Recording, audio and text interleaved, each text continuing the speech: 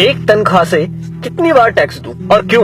जवाब है, मैंने 30 दिन काम किया, तनख्वाह ली, टैक्स दिया, मोबाइल फोन खरीदा, टैक्स दिया, रिचार्ज किया, टैक्स दिया, डेटा लिया, तब टैक्स दिया, बिजली ली, फिर टैक्स दिया, घर लिया, टैक्स दिया, टीवी फ्रिज आदि लिए, टैक्स दिया, कार ली, टैक्स दिया, पेट्रोल लिया, फिर टैक्स दिया, सर्विस करवाई, टैक्स दिया, रोड पर चला, फिर भी टैक्स दिया, टोल पर फिर टैक्स दिया, लाइसेंस बनवाया, टैक्स दिया, गलती की तो टैक्स दिया, रेस्टोरेंट में खाना खाया तो टैक्स दिया, पार्किंग का टैक्स दिया, पानी लिया उस पर टैक्स दिया, राशन खरीदा उस पर भी टैक्स दिया, कपड़े जूते किताबें ली उस पर भी टैक्स दिया, टॉयलेट गया उस पर भी टैक्स दिया, दवाई ली तो भी टैक्स दिया, गैस ली टैक्स दिया, सैकड़ों और चीजें ली और टैक्स दिया, कहीं फीस दी, कहीं बिल, कहीं ब्याज दिया, कहीं जुर्माने के नाम पर तो कहीं रिश्वत के नाम पर पैसे देने ही पड़े।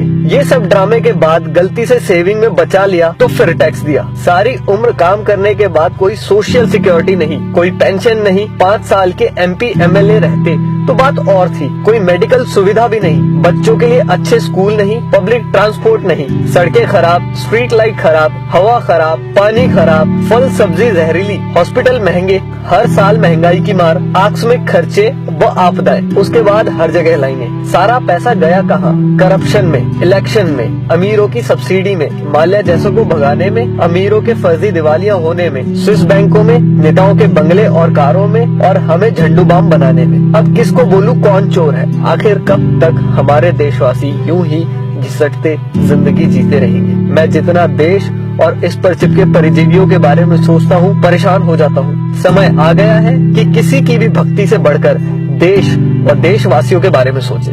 प्लीज इस वीडियो को शेयर करके देश के हर नागरिक तक पहुँचाएं।